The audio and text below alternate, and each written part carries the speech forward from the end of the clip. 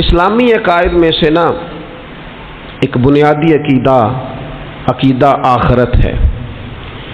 جن چیزوں پر انسان ساری زندگی اعمال کرتا ہے وہ چیزیں ہوتی ہیں جو اس کے عقیدے میں شامل ہوتی ہیں. عقیدہ جس طرح کا ہوتا ہے اسی طرح کا انسان عمل کرتا ہے. جو اس کی سوچیں ہوتی ہیں، جو افکار ہوتے ہیں، اسی طرح اپنے شب و روز گزارتا ہے. جن لوگوں کا عقیدہ آخرت مضبوط ہوتا ہے نا کہ ہم نے اللہ کی بارگاہ میں کھڑے ہونا ہے، ہم نے اس کی بارگاہ میں جا کے اپنے اعمال کا حساب دینا ہے، عقیدہ آخرت مضبوط ہو تو لازمی طور پر اعمال سنور جاتے ہیں. انسان جواب دہی کے تصور کے ساتھ اپنے معاملات زندگی کو بار بار صحیح کرنے کی کوشش کرتا ہے. عقیدہ آخرت اسلامی عقائد میں بنیادی فکر کا عقیدہ ہے، اساس ہے عقائد کی. اگر کسی شخص کا یہ خیال ہو جائے کہ میں بس یہی زندگی ہے، کھا لو پی لو موج کرو، تو ظاہر ہے وہ فنا کا نام جب رکھ لے گا زندگی کو اور وہ دوبارہ اٹھنے کا قائل ہی نہیں ہوگا تو وہ تو کسی قانون کا پابند ہی نہیں رہے گا، وہ تو کسی چیز کی پابندی نہیں کرے گا، کسی چیز سے پرہیز نہیں کرے گا، من چاہی زندگی گزارے گا. عقیدہ آخرت، اللہ کی بارگاہ میں کھڑا ہونے کا تصور، یہ انسان کو سوار دیتا ہے. یہ ایک ایسا مراقبہ ہے جو تزکیہ نفس کر دیتا ہے. انسان کا باطن سنور جاتا ہے، اخلاقیات میں تبدیلی آتی ہے. پھر کوئی کیمرہ بھی نہ لگا ہو نا، کوئی بھی نہ دیکھ رہا ہو تو بندہ پھر بھی نیک ہو جاتا ہے، کیونکہ اس کا خیال ہوتا ہے میرا رب مجھے دیکھ رہا ہے، صبح قیامت میں اپنے رب کی بارگاہ میں کھڑا کیا جاؤں گا. تو عقیدہ آخرت کی مضبوطی، اس تصور کا مضبوط ہونا امت مسلمہ کے لیے نہایت ہی ضروری ہے. آپ دیکھیے قرآن مجید فرقان حمید ہماری توجہ دلاتا ہے، اور سورۃ القیامہ کے اندر اللہ کریم نے ارشاد فرمایا ایحسب الانسان، کیا آدمی اس گھمنڈ میں ہے، کیا انسان کا یہ خیال ہے ان یترک سدی، کہ اسے آزاد چھوڑ دیا جائے گا، اس سے پوچھا نہیں جائے گا. کیا انسان یہ سمجھتا ہے اس سے کوئی سوال؟ ایحسب الانسان، کیا انسان اس گمان میں ہے، اس گھمنڈ میں ہے ان یترک سدی، کہ اسے آزاد چھوڑ دیا جائے گا، کوئی پوچھنے والا نہیں ہوگا. اسے آزاد نہیں چھوڑا جائے گا، اس پر پابندیاں ہیں، اس پر کچھ قیود ہیں، اسے کچھ حدود بتائی گئی ہیں، اسے ایک دائرہ کار دیا گیا ہے، اسے بتایا گیا ہے کہ یہ حلال ہے، یہ حرام ہے، یہ تیرے لیے جائز ہے، یہ تیرے لیے جائز نہیں ہے. اس چیز کی حد تک تو آگے بڑھ سکتا ہے، یہاں سے اس لائن کو تو کراس نہیں کر سکتا. اس پر پابندیاں ہیں، ان پابندیوں کے بیچ رہ کے وہ زندگی گزارے گا. اور یہ بھی یاد رکھے، یہ آیت ایک دوسرا معنی یہ دیتی ہے کہ یہ مت سمجھے کہ صبح قیامت اسے چھوڑ دیا جائے گا، اس سے پوچھا جائے گا، اس سے سوال کیا جائے گا. اللہ کی بارگاہ میں جب یہ کھڑا ہوگا تو اسے اپنے اعمال کا حساب دینا ہو.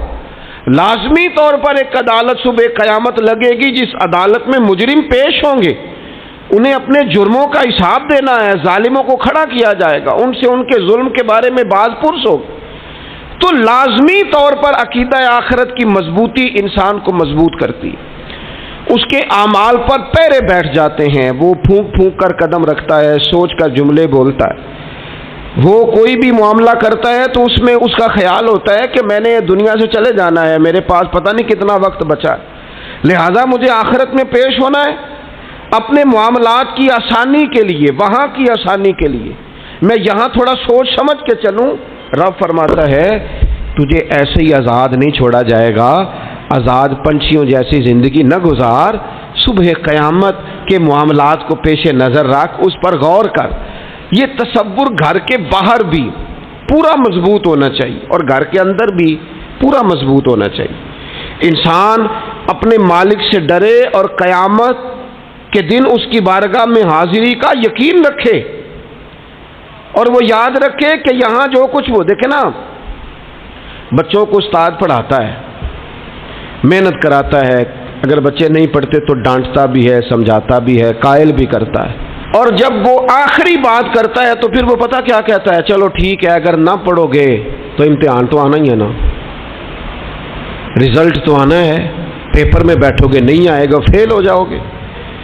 یہ لاسٹ پر یہ بات ضرور ہوتی ہے، اور یہ امتحان دینے کا تصور اور امتحانی سینٹر میں جانے کا خیال طالب علم کو مجبور کرتا ہے کہ میں اسباق تیار کروں، میں بار بار اس پر غور کروں، میں کتاب کو سمجھوں، میں اس کو حل کروں چیزوں کو، تاکہ جب میں مرکز میں جاؤں پرچہ دینے کے لیے امتحانی سینٹر میں تو پھر مجھے پریشانی کوئی نہ ہو۔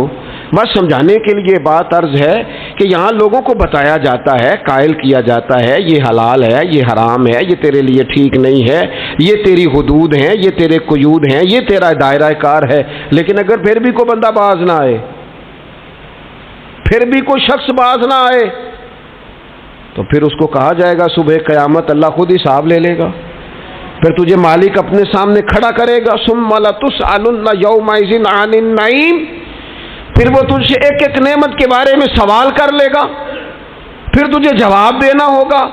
تو اس تصور کو اپنی زندگی میں لاگو کریں کہ ہم نے مرنا ہے، اللہ کی بارگاہ میں جان، اس تصور کو پوری طور پر طاری کریں اپنے ذہنوں میں۔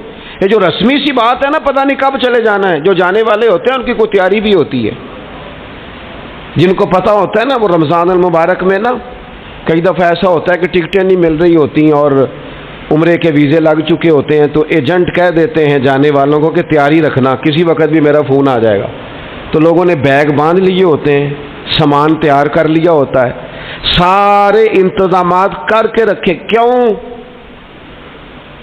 کہ پتہ نہیں کس وقت بلاوا آ جائے گا۔ تو روز کہتا ہے پتہ نہیں اللہ کی جانب سے کس وقت بلاوا آ جائے گا۔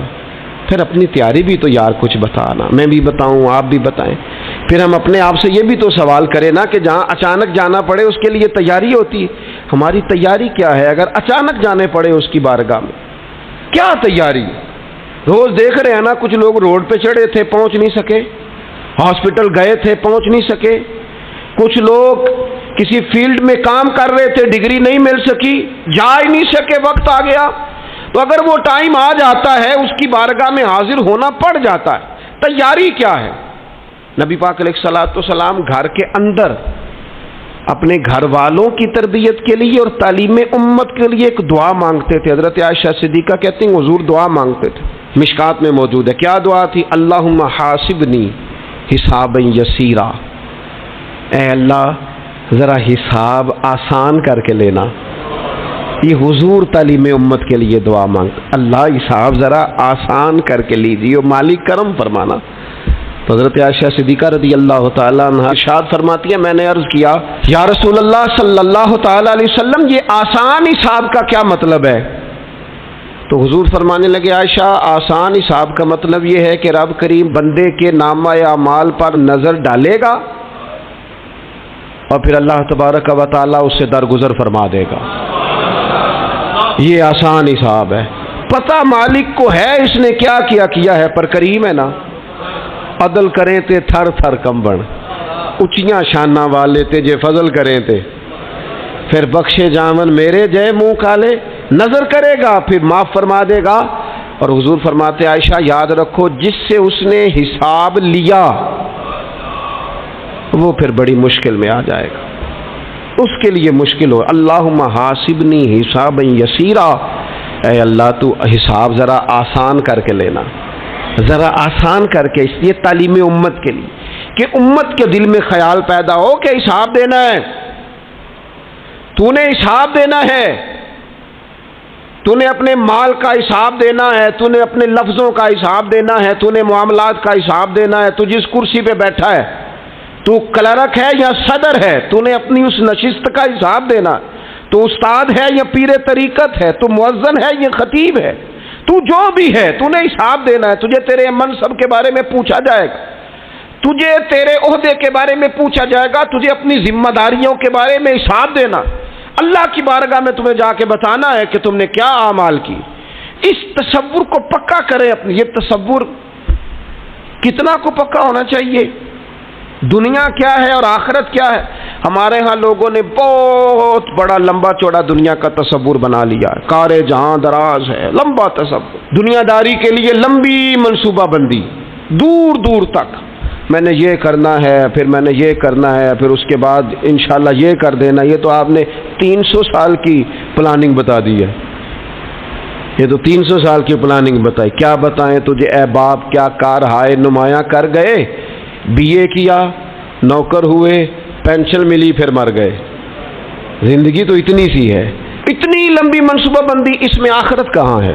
اس میں اگر کسی مقام پر رب کی بارگاہ میں حاضر ہونا ہے تو وہ کہاں ہے؟ جو مرنے والے لوگ ہوتے ہیں ان کا تو جینا کچھ اور طرح کا ہوتا ہے، جن کو جانا ہوتا ہے ان کا رہنا تو کچھ اور طرح کا ہوتا ہے، جن کو کسی جگہ منتقل ہونا ہوتا ہے، جو عارضی مکانوں میں رہتے ہیں ان کا رہن سہن تو ذرا اور طرح کا ہوتا ہے، لیکن جو ہمارا انداز ہے، جو ہمارا رہن سہن ہے، جو ہمارا طریقہ کار ہے، وہ تو مستقل رہنے کا ہے، وہ تو لگتا ہے کہ کبھی چھوڑنے والے نہیں ہیں، اس میں تو کوئی ایسی چیز نظر نہیں آتی کہ جس میں ہم محسوس کریں کہ ہم نے چھوڑ کے جانا ہے۔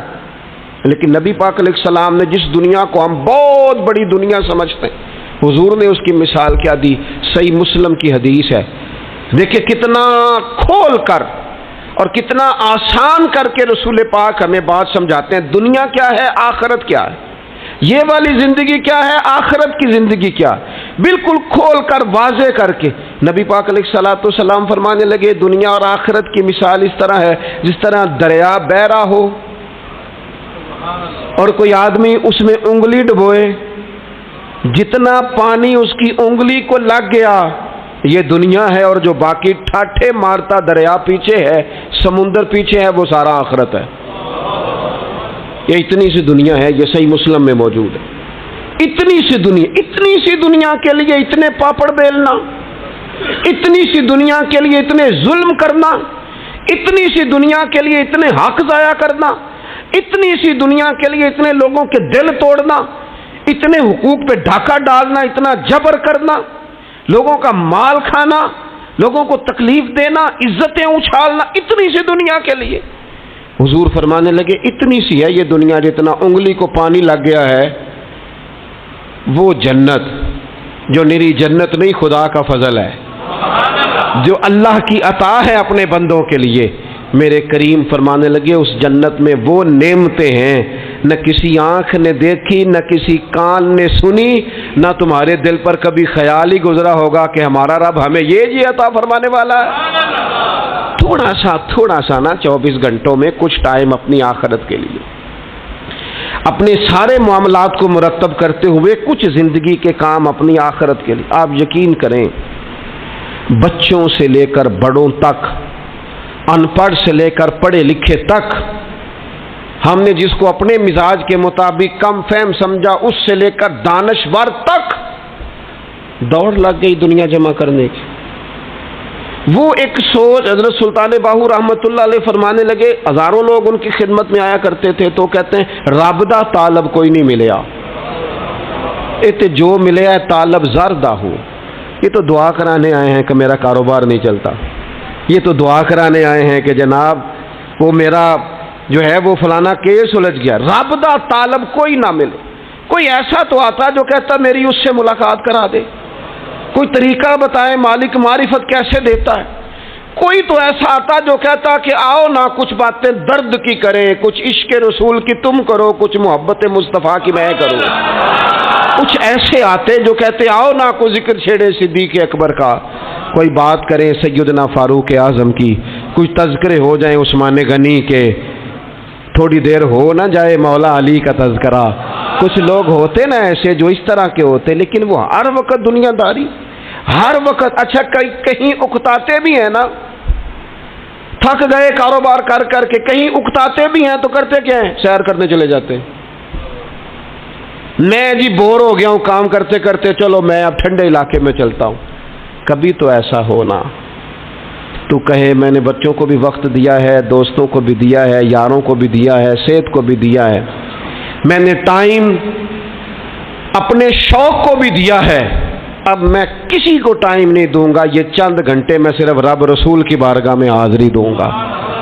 تو ذرا جم کے قرآن پاک پڑھے، تو ذرا ذوق سے درود پاک پڑھے، تو ذرا شوق سے میرے محبوب کی نعت سنے، تو سارا زمانہ بھول جائے اور تو رج رج کے دعا مانگے، اپنے رب کی بارگاہ میں اپنی پریشانیاں عرض کرے، اپنے اندر کی کیفیت بیان کرے، دل جو سخت ہو گیا ہے، ذہن جو سخت ہو گیا ہے، جو طبیعت میں وہ نورانیت نہیں آ رہی، اس کی تو بات کرے، تو اپنے رب کی بارگاہ میں معافی کا سوال کرے، تو اس سے قیامت کے دن درگزر کرنے کے لیے عرض کرے، کچھ تو ایسا ٹائم نکلے۔ لیکن دوستو ہم تو بالکل الجھتے ہی جا رہے ہیں۔ وہ معاملات زندگی ہیں کہ ختم ہی نہیں ہو رہے، شوق ہے کہ ختم ہی نہیں ہو رہے، باتیں ہیں کہ بڑھتی چلی جا رہی ہیں۔ دور گزر گیا جب لوگ کہتے تھے کہ کوئی درود پاک بتائیں جس سے سرکار راضی ہو۔ ایک کی مسئلہ ہے کام نہیں چلتا، ایک صاحب آئے کام نہیں چلتا، میں نے کہا سورہ واقعہ پڑھا کریں، کہتے ہیں حضرت میں بڑی دیر سے پڑھ رہا ہوں۔ میں نے کہا چلیں کچھ صدقات دے کے دیکھ لیں، کہنے لگے بڑی دیر سے دے رہا ہوں۔ میں نے انہیں ایک اور وظیفہ بتایا، کہنے لگے یہ بھی مجھے کسی نے بتایا تھا، بڑی دیر سے کر رہا ہوں۔ تو میں نے انہیں کہا پھر میری ایک ناقص رائے یہ ہے کہ سارا کچھ کرنے کے بعد اگر ابھی تک پھر بھی آپ سمجھ رہے ہیں نا آپ کی مرضی کے مطابق آپ پر دروازے نہیں کھول رہے، پھر آپ صبر کریں، جو میرا رب چاہتا ہو اس پہ راضی رہ کے دیکھیں، پھر ذرا راضی رہ کے دیکھیں، پھر دیکھیں کہ مالک کا فیصلہ کیا ہے۔ وہ آپ کے حق میں کوئی رحمت والا فیصلہ ہی فرمائے گا، پھر ذرا انتظار کر کے دیکھیں، پھر ذرا صبر کر کے دیکھیں۔ پھر وہ کہتا وبشر الصابرین، محبوب یہ جنہوں نے صبر کیا ہے انہیں میری رحمت کی خوشخبری سنا دو۔ پھر وہ کہتا ہے باقیوں کے پاس مال ہوگا، دولت ہوگی، اقتدار ہوگا، بڑا کچھ ہوگا، ان اللہ مع الصابرین، صبر کرنے والوں کے ساتھ رب کریم ہوگا۔ پھر ذرا ٹھہر ہی جائیں، پھر تھوڑا حوصلہ ہی کر لیں، پھر اس کے فیصلے کا ذرا انتظار کر کے دیکھیں۔ ہم نہ من چاہیے زندگی کے پیچھے پریشان ہیں اپنی آخرت کے، اور آخرت کرتی کیا ہے؟ جب آپ کا آخرت پر یقین پکا ہو جاتا ہے نا، پھر لازمی طور پر انسان کے اعمال سنورتا ہے۔ آپ یقین کریں سنورتے ہیں، 100% سنورتے ہیں۔ آپ آخرت پر جتنا جتنا یقین، حضرت عمر کا آخرت پر یقین پکا تھا نا، دنیا میں مکان ہی کوئی نہیں بنایا، پکا تھا۔ سیدنا مولا علی شیر خدا امیر المومنین بھی ہو گئے تو طامت پھر بھی پھٹی ہوئی تھی، پکا یقین تھا نا کہ اللہ نے ہمارے لیے آگے بڑی نعمتیں تیار کی ہوئی ہیں۔ حضور نے آ کے فرمایا تھا نا کہ عمر میں تیرا گھر دیکھ آیا ہوں جنت میں، یقین پکا تھا نا بڑا کچھ ملنے والا ہے۔ تو جن لوگوں کا پکا ہونا کہ میرا دیش میں گھر ہے، وہ پردیش میں بلڈنگیں نہیں بنایا کرتے، ان کو پتا تھا کہ ہمارے دیش میں گھر بنے ہوئے، لہذا یہاں وہ کسی پریشانی کا شکار۔ اور دوسرا جب بندے کا آخرت پر یقین پکا ہو جاتا ہے نا، ایک بات آپ نے ضرور ذہن میں رکھنی ہے، ہمارے محدثین نے لکھا ہے جس بندے کا صرف دنیا داری میں جینے کا مزاج ہو جاتا ہے نا، وہ بزدل ہو جاتا ہے، اور جس کا خیال ہوتا ہے نا زندگی عارضی ہے، صبح قیامت دوبارہ اٹھوں گا، وہ بندہ بہادر ہو جاتا ہے۔ جس کا خیال ہے نا یہی کچھ ہے، کھا لو پی لو بس، یہ زندگی ختم ہو گئی تو ختم ہو گئی، مر گئے تو مر گئے، ختم ہو گئے، فنا ہو گئے، ان لوگوں کا مزاج بزدلانہ ہو جاتا ہے، جرت مند نہیں رہتے۔ اور جن کا یہ خیال ہوتا ہے نا مرنے کے بعد بھی اٹھنا ہے، ایک نئی زندگی اللہ عطا کرے گا، وہ لوگ پھر موت سے گھبراتے نہیں، انہیں مرنے سے ڈر نہیں لگتا۔ پھر موت کا لفظ کوئی بندہ سنا کہ انہیں بلیک میل نہیں کر سکتا، وہ بندے طاقتور ہو جاتے، باہمت ہو جاتے۔ حضرت جابر ابن عبداللہ فرماتے ہیں، بخاری میں حدیث ہے، فرماتے ہیں ایک احد والے دن نا ایک صحابی کھجور کھا رہے تھے، تو کھجور کھاتے کھاتے انہوں نے نبی پاک صلی اللہ تعالی علیہ وسلم کی خدمت میں عرض کی، حضور اگر میں آج شہید ہو جاؤں تو کہاں جاؤں گا؟ تو محبوب فرمانے لگے میرا رب اپنے فضل سے تجھے جنت عطا کرے گا۔ حضرت جابر ابن عبداللہ رضی اللہ تعالیٰ عنہ فرماتے اس بندے نے کیا کیا، اس نے نا کھجور جتنی کھا لی تھی کھا لی، باقی نکال دی منہ سے، تلوار لی، میدان میں گئے، شہید ہو گئے۔ سبق ہمیں کیا دیا؟ کہنے لگے جب مرتے ہی اللہ تعالیٰ جنت عطا کرے گا، پھر کھجور کھاتے کھاتے رہنے والی دیر بھی کیوں کرنی ہے؟ پھر چھوڑو، جنت میں جا کے اللہ کے دیے ہوئے انعام کھائیں گے۔ کھجور کھانے کی بھی دیر برداشت نہیں کی، یہ آخرت کا اجر، آخرت میں رب کی بارگاہ میں کھڑے ہونے کا تصور بندے کو طاقتور کر دیتا۔ وہ بزدل، اقبال کیا کہتے ہیں؟ اقبال کہتے ہیں موت کو سمجھے ہیں غافل اختتام میں زندگی، یہ ہے شام میں زندگی، پھر صبح دوام میں زندگی۔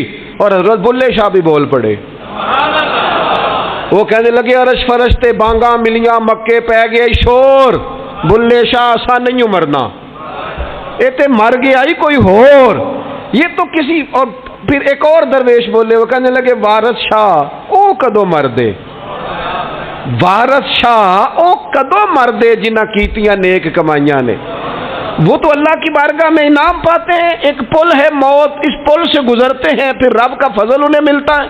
میں کئی دفعہ کہہ چکا ہوں، پھر کہتا ہوں، یہ جب بہت ٹینشن بن گئی نا، ڈپریشن بہت بڑھ گیا، کووڈ-19 کے دن تھے، کرونا کے، تو مجھے ایک سرکاری ادارے میں بلایا گیا جہاں اس عملے کو میں نے گفتگو کرنی تھی، اس عملے سے جو مریضوں کو دیکھ رہا تھا. کہنے لگے مجھے وہاں کے جو ہیڈ تھے، کہنے لگے پیر صاحب بڑا ڈپریشن بڑا ہے، لوگ ڈر رہے ہیں.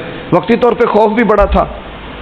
تو میں نے ایک صاحب سے وہاں کہا کہ اتنا خوف کس بات کا؟ کہنے لگے جی مجھے تو زیادہ ہجوم آ جائے تو میرا سانس نہیں نکلتا، تو قبر میں تو کھڑکی کوئی نہیں، تو تصور سوچ سوچ کے میں ڈرتا ہوں.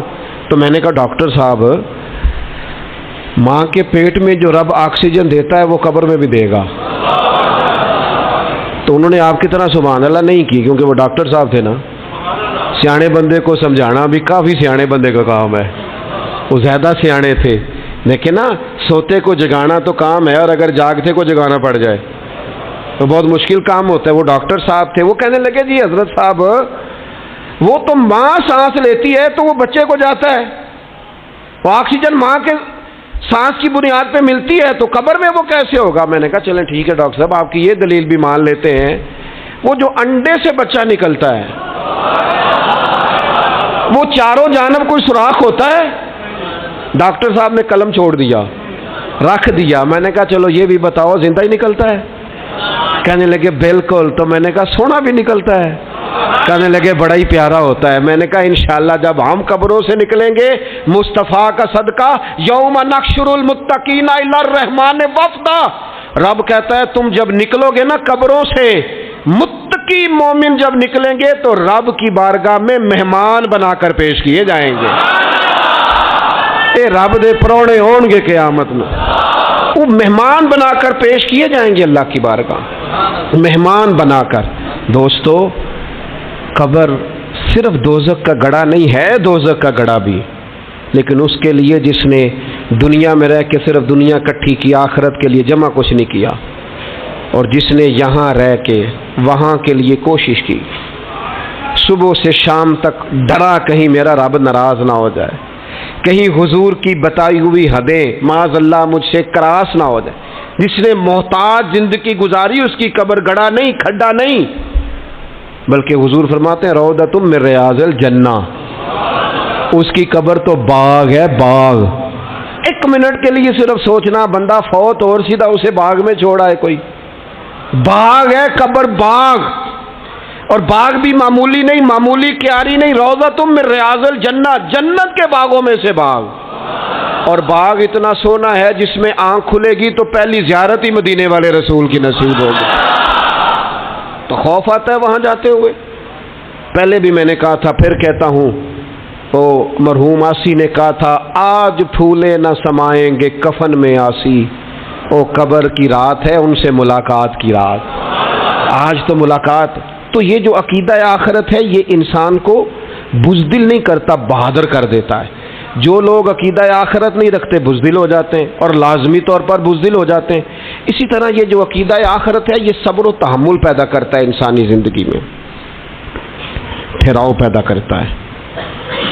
انسان محسوس کرتا ہے کہ کل دنیا یہ نہیں، آگے بھی اللہ بڑا کچھ عطا فرمانے والا ہے. اس کے مزاج کے اندر تحمل، بردباری، سکون رہتا ہے. یعنی نہیں بھی اگر کسی مظلوم کو انصاف مل سکا دنیا میں تو وہ پھر بھی بے صبرا نہیں ہوتا، وہ ٹھہراؤ کا شکار ہے. اسے پتہ ہے قیامت کے دن بھی ایک عدالت لگے گی، اللہ کی بارگاہ میں جانا ہے. نبی پاک علیہ الصلوۃ والسلام نے فرمایا اگر سینگوں والی بکری نے بغیر سینگوں والی بکری کو تکلیف دی ہوگی تو قیامت کے دن اسے بھی بدلہ دینا پڑے گا. تو یہ تحمل پیدا کرتا ہے، انسان کو ایک حوصلہ ہوتا ہے کہ ساری عدالتیں یہاں نہیں، قیامت میں بھی لگنی. جب انسان عقیدہ آخرت رکھتا ہے نا تو پھر اس کے لیے نا رب کے رستے میں خیرات کرنا بڑا آسان ہو جاتا ہے. پھر نہ وہ محسوس کرتا ہے کہ میں نے سارا کچھ یہاں کے لیے جمع نہیں کرنا، کچھ میں نے وہاں کے لیے بھی جمع کرنا ہے. وہ پھر اپنی آخرت کے لیے کچھ نہ ایک بینک آخرت کا بھی بنا لیتا ہے، اس میں بھی کچھ نہ کچھ جمع کراتا رہتا ہے. اسے پتہ ہوتا ہے کہ میں نے اللہ کی بارگاہ میں حاضر ہونا ہے، وہاں کی بھی کچھ نہ کچھ تیاری. نبی پاک صلی اللہ تعالی علیہ وسلم نے بکرا بھیجا گھر میں ذبح کرنے کے لیے، تو سرکار تشریف لائے سر شام، تو فرمایا کیا بنا؟ عرض کی یا رسول اللہ صلی اللہ تعالی علیہ وسلم سارا بانٹ دیا ہے، محلے داروں میں، رشتہ داروں میں، غریبوں میں سارا بانٹ دیا، بکرے کی ایک دستی صرف بچی ہے، آپ کے لیے رکھی ہے۔ تو حضور نے توجہ کیا دلائی، محبوب نے کس طرف رخ کیا؟ حضور فرمانے لگے اپنے اہل خانہ سے، ازواج مطہرات سے، کریم فرمانے لگے عائشہ وہ جو تم نے بانٹ دیا ہے نا وہ سارا ہی بچ گیا ہے، وہ سارا ذخیرہ ہو گیا، وہ جمع ہو گیا ہے آخرت کے لیے، وہ ہمارے پاس بچ گیا ہے۔ یہ جو تم سمجھتے ہو نا یہ بچا کے رکھا ہے، یہ تو ہم استعمال کر لیں گے، وہ ہم نے سیو کر لیا ہے، وہ بچ گیا ہے۔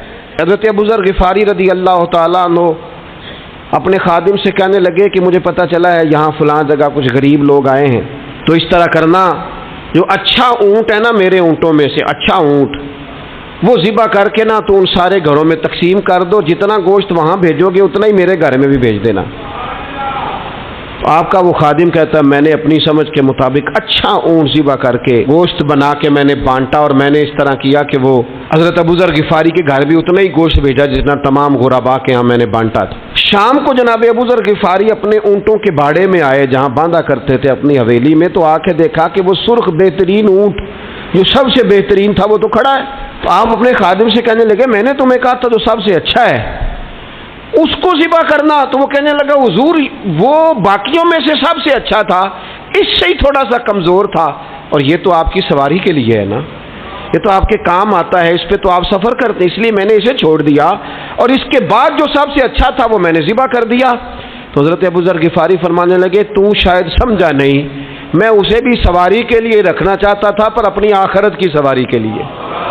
میرا دل تھا وہ جو آخرت میں سفر کرنا ہے نا، دشوار گزار گھاٹیاں ہیں، ان گھاٹیوں کے لیے وہ اونٹ میرے کام آ جائے گا، لہذا میں نے تجھے کہا تھا جو سب سے بہتر ہو وہ دے دینا تاکہ ذرا میری آخرت کی سواری بن جائے، تاکہ میں ذخیرہ کر لوں۔ بڑا دیا بال بچوں کو، بڑا دیا بہن بھائیوں کو، بڑا دیا دوست احباب کو، بڑے قرضے دیے ادھر ادھر، لیکن ساری زندگی دیے، ایک موقع پر صرف آپ نے کسی کو انکار کیا نہ، ایک موقع پر،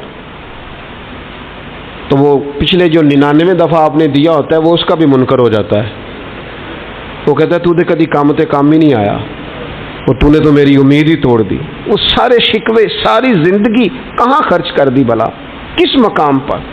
اور یہاں حال یہ ہے کہ حضور فرماتے ہیں جب تو صدقہ دیتا ہے تو رب اسے اپنے دستے قدرت میں لیتا ہے، اور اس طرح تمہارے صدقے کو پالتا ہے جس طرح تم اپنے گھر میں بچڑا نہیں پالتے، اس طرح صبح قیامت تمہیں وہ نتیجے کے طور پر پلا ہوا صدقہ ملے گا۔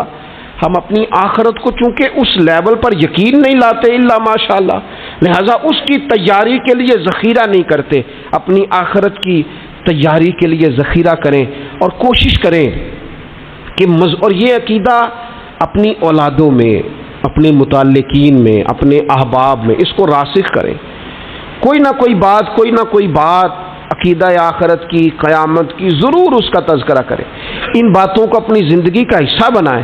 اگر عقیدہ آخرت نہ ہو تو دنیا کی ساری چیزیں ویسے ہی لوگوں کو عجیب لگنے لگ جائیں، اگر کوئی قیامت ہی قائم نہ ہو تو مظلوم رہ گیا، ظالم نے تو پھر ظلم ہی کمایا، وہ تو پھر دندناتا پھرے گا۔ تو رب کہتا ہے اَيَحْسَبُ الْإِنسَانُ أَن يُتْرَكَ سُدًى، کیا انسان سمجھتا ہے کہ اسے یوں ہی چھوڑ دیا جائے گا، کوئی اسے آزاد ہی چھوڑ دیا جائے گا، کچھ پوچھا ہی نہیں جائے گا؟